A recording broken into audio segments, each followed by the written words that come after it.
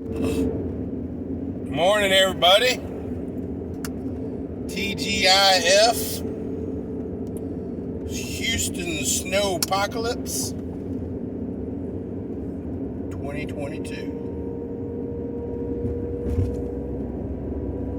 Well, it is 11 o'clock and I'm finally getting out of the house. Traffic is low to medium. Pretty much what traffic is usually like at about this time of the day. So I am not seeing a lot of change. I do know that a lot of places were closed today because of the ice apocalypse. So if you're one of those persons who gets to stay home, woo-hoo. If not, we be the working men's and women's. So,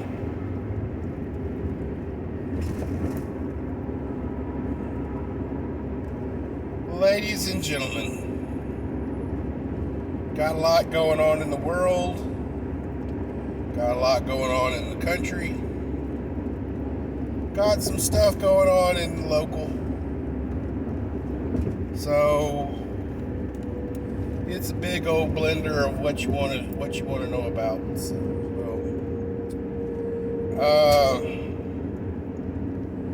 the border has really been off the news here lately, so I don't know if that means that Abbott's fabricated border wall has slowed them down. I don't know if that means that, we're just not going to bring it up to the we needed to move on, so, hey, it's not giving us enough brownie points, so let's move on. All news is on Ukraine and the crazy going on there, so, wag the dog, babe. Wag the dog.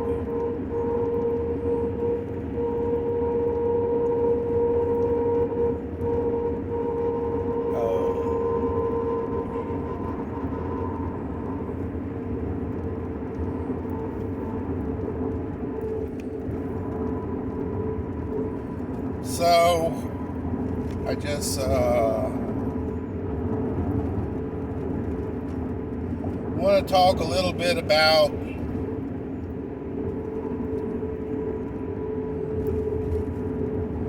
your MAG, your Mutual Assistance Group, and the likelihood of weather. Now, guys, I'm pretty sure I've made a video that, most preppers, although they tend to, if they call themselves a prepper, they tend to prep for eventualities and then some. By that I mean, okay,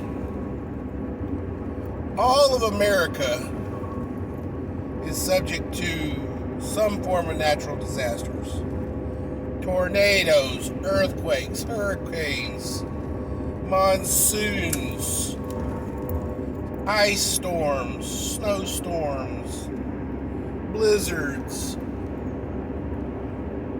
You name it, America can get it at any point in time, at any location on the grid. So, being a prepper means that whatever area you're in, you prep for the most common denominator as far as natural disasters, plus one at least.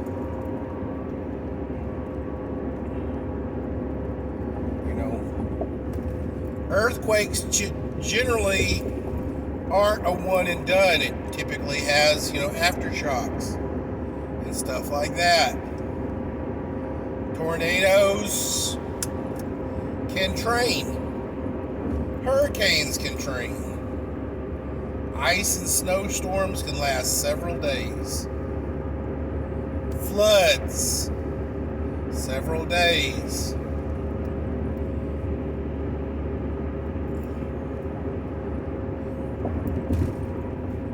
How you pack your gear. Got it in something that can handle floodwaters? Might want to look into that a little bit, guys.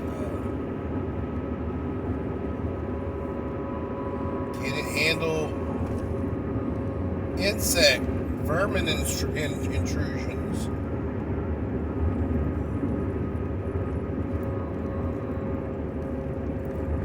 Ladies and gentlemen of the jury,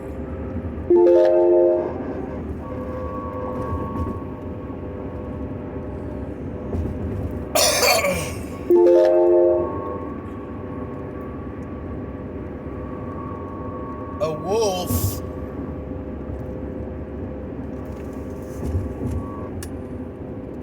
generally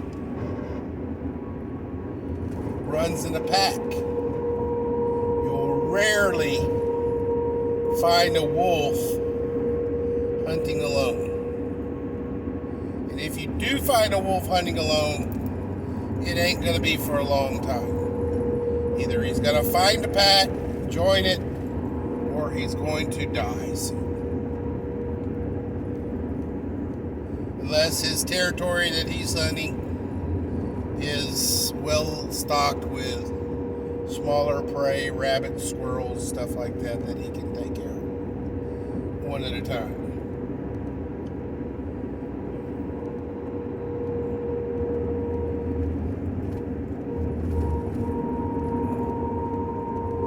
Ladies and gentlemen,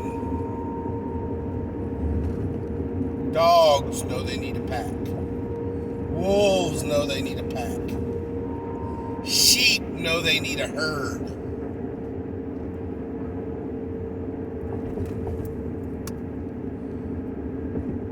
Safety in numbers, guys.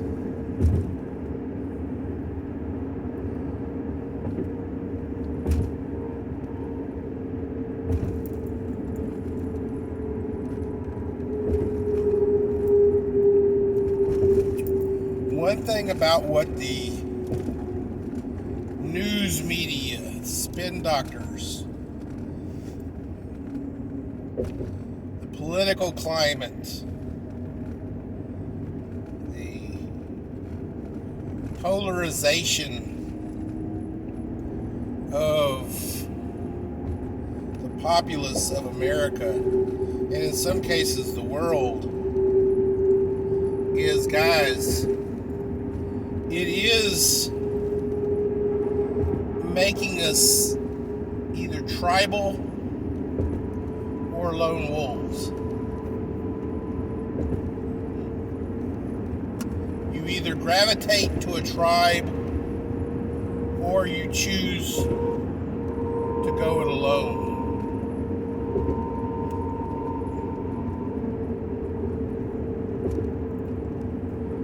Now, although in recorded history, ninjas moved in by themselves. They were autonomous.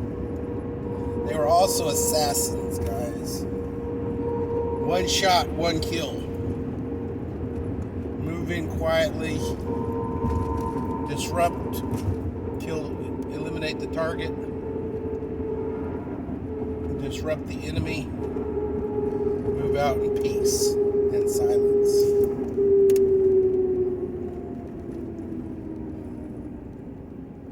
The problem is, guys, is that the lone wolf these days are not training to be ninjas. They're not necessarily training to be snipers. They're training typically more closely identifies with a unit or a team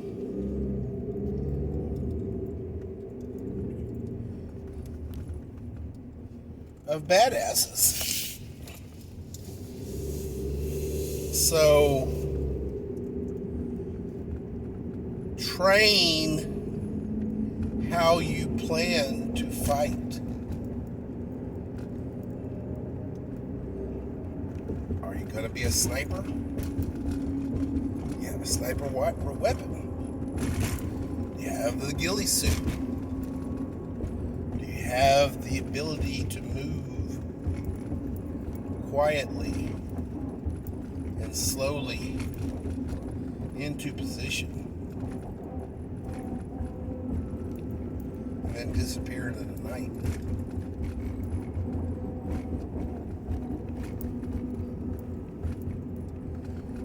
Do you train CQB? A one-man CQB team is a dead man or woman.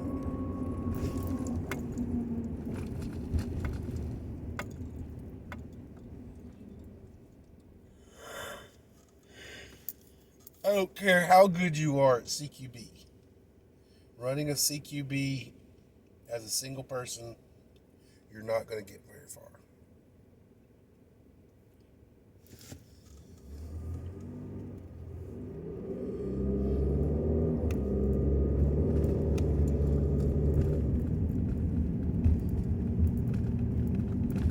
Find and train as a team. The problem is, guys,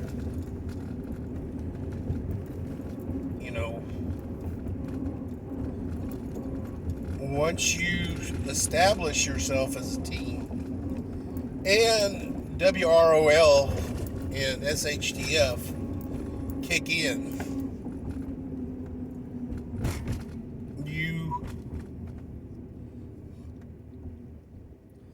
will eventually need to scavenge for resources.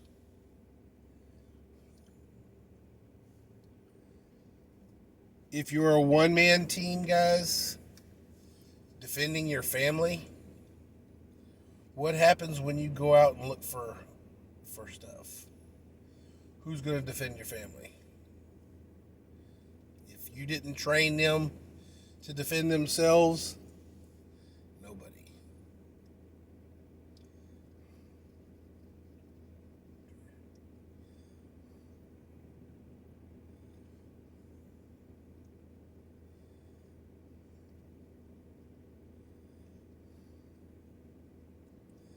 There's a old movie from the 70s, 80s called Tremors,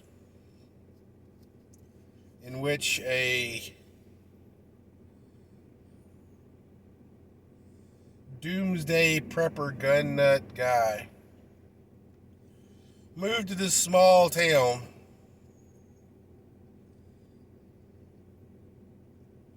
specifically for its geolocation in a valley surrounded by granite mountains to optimize his survivability of a nuclear explosion. Of course, he also had a fallout shelter underneath his house and stuff like that. But the guy, I think his name was Bert, him and his wife were both of the same mindset and relatively equally trained. They were preppers through and through and equally trained and proficient with all the weapons he had. And he had a lot of them. So Even Bert had a team. It was just him and his wife, but he had a team. And when the graboids struck, he did team up with, the other lead characters of the movie. He knew he couldn't do it by himself. They knew they couldn't do it by themselves.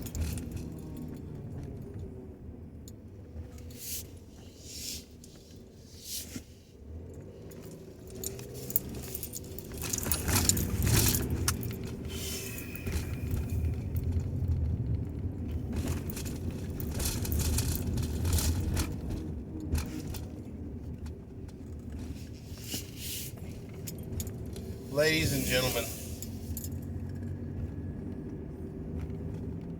don't try to do it on your own.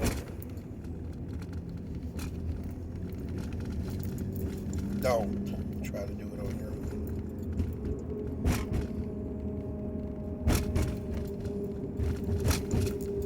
Let's go, Brandon.